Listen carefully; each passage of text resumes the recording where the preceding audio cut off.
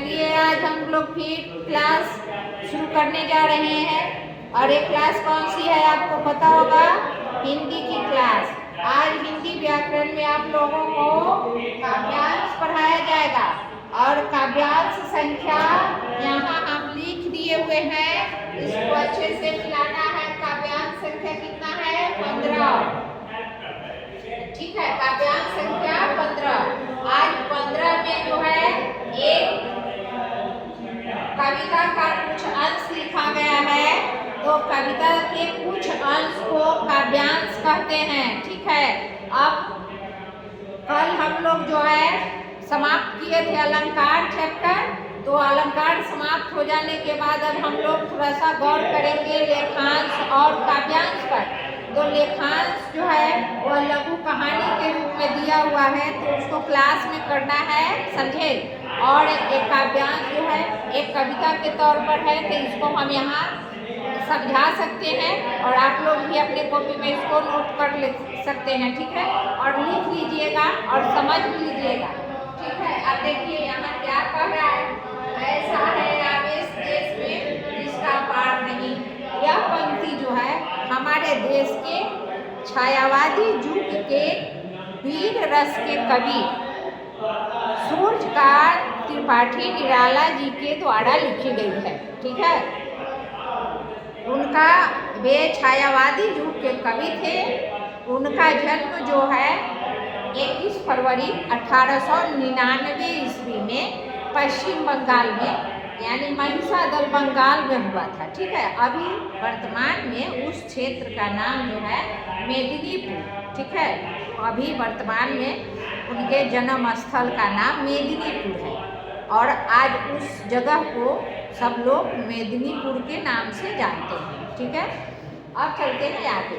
अब देखो हमारे यहाँ के जो छायावादी कवि थे, इसमें 4 ऐसे कवि के नाम शामिल हैं जिनको छायावाद युग का स्तंभ माना गया है। स्तंभ माने जानते हो ना, पिलर, कि जैसे कि कवियों में सबसे अच्छे जैसे हो गए सूर्यकांत त्रिपाठी निराला जी, फिर सुमित्रानंदन पंत, फिर महादेवी वर्मा, माखनलाल चतुर्वेदी, ये सब लोग जो हैं ये छायावादी युग के कवि थे।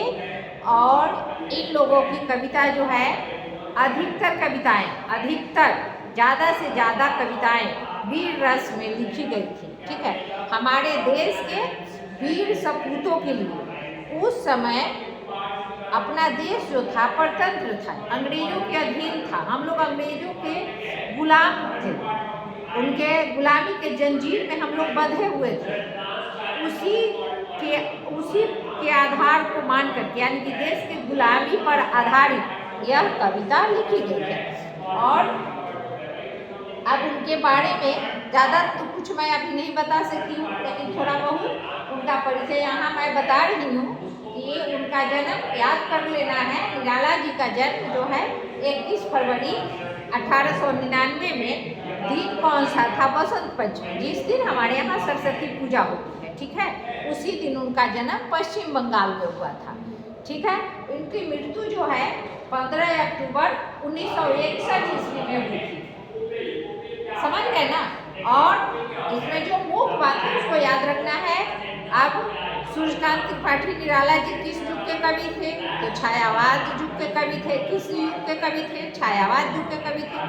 किस रस के कवि थे? तो वीर रस के कवि थे, क्योंकि उन्होंने देश के वीर सपूतों के लिए कविता लिखी। जितने अपने देश के वीर सपूत बलिदान हुए थे उन पर उनकी लिखी गई कविता है, तो वे वीर रस के कवि माने जाते हैं। अब एक और चीज इसमें याद करना है कि छायावादी युग के 4 कौन ऐसे कवि थे जिनको स्तंभ माना गया है, भारतीय कविता का स्तंभ माना गया है। तो एक में आ गए सूर्यकांत त्रिपाठी निराला, उसके बाद सुमित्रानंदन पंत, उसके बाद माखनलाल चतुर्वेदी और महादेवी वर्मा जी। तो महादेवी वर्मा जी कवित्री थी। तो अब मैं आशा करती हूँ कि आप लोग याद कर लिए होंगे। इतना सुन करके भी याद करना बहुत जरूरी है। अब आगे चलते हैं, इन कविता को देखते हैं, पढ़ करके थोड़ा लय के साथ ऐसा है आवेश देश में जिसका पार नहीं, देख माता का ऐसा रक्तिम श्रृंगार नहीं।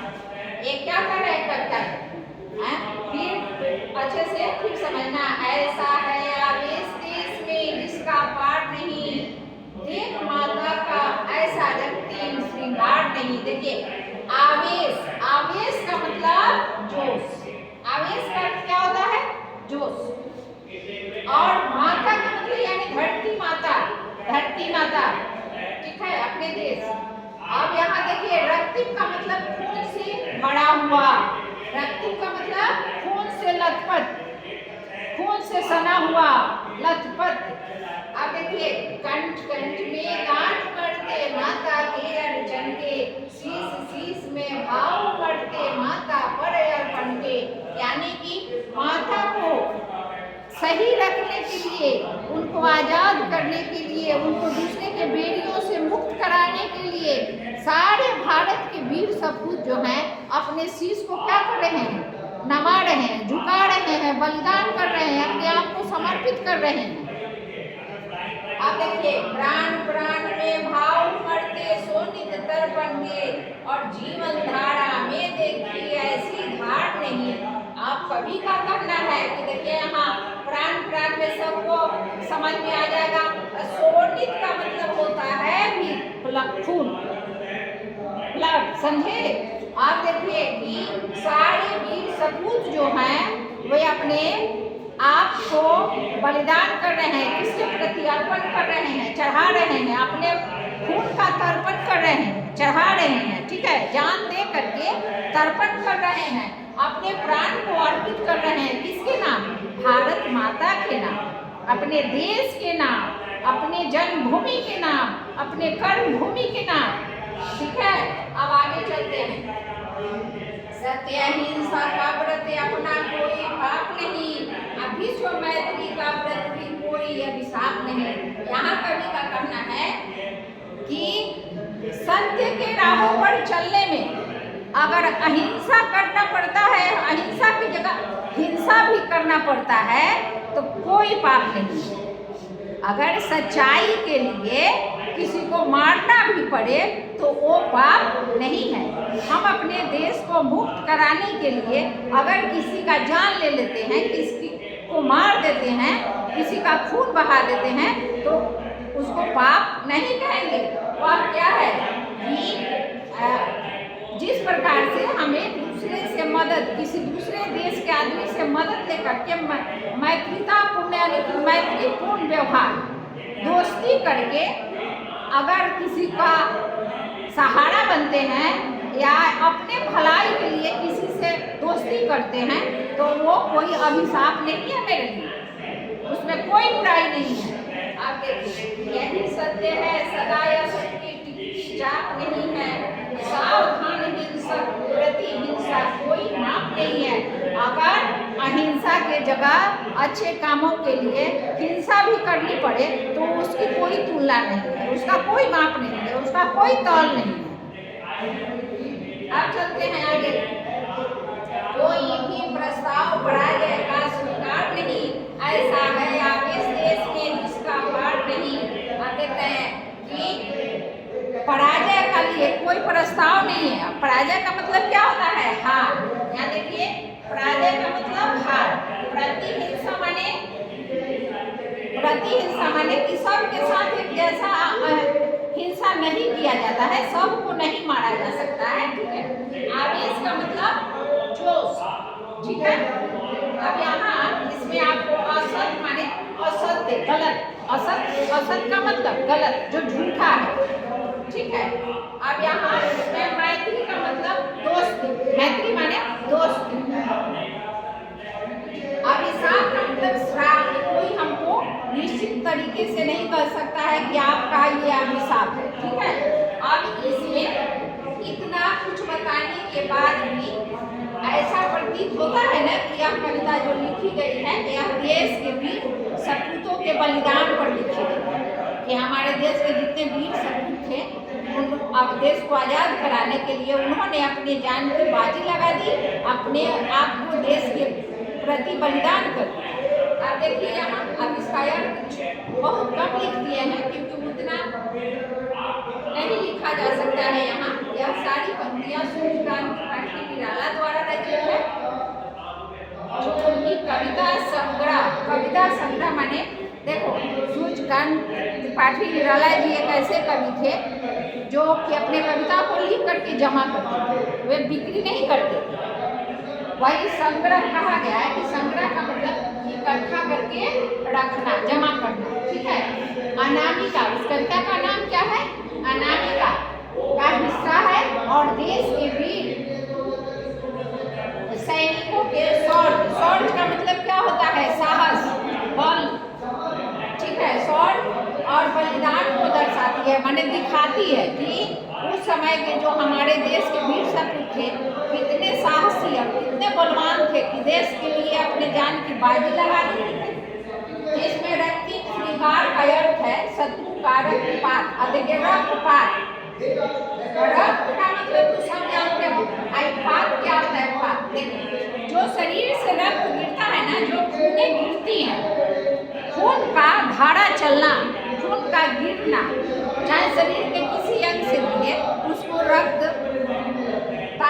पात कहते हैं। उसको क्या बोलते हैं? रक्तपात बोलते हैं। जब यहाँ कटा और कटने के बाद जो खून नीचे गिर रहा है टप टप टप टप टप टप, उसको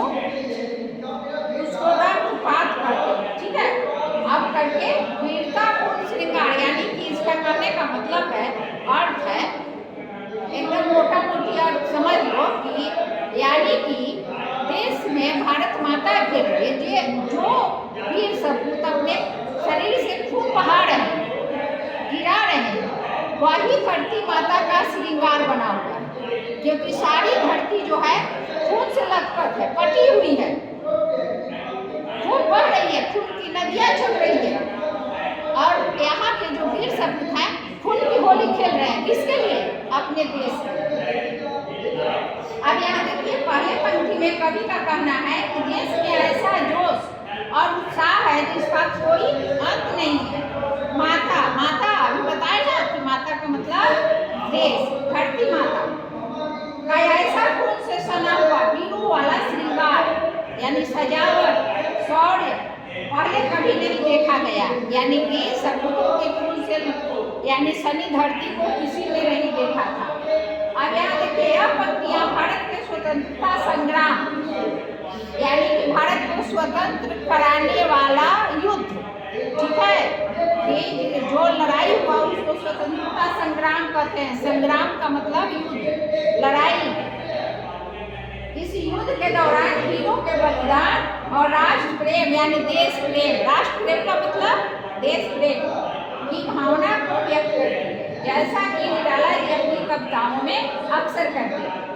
अब बाकी ये सब बता चुके हैं। अब जो बचा हुआ है वो कल कराया जाएगा।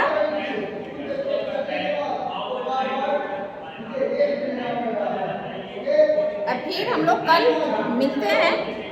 आज अपने यानी कि वर्ग के पठन पाठन कार्यक्रम को मैं विराम देती हूँ। धन्यवाद।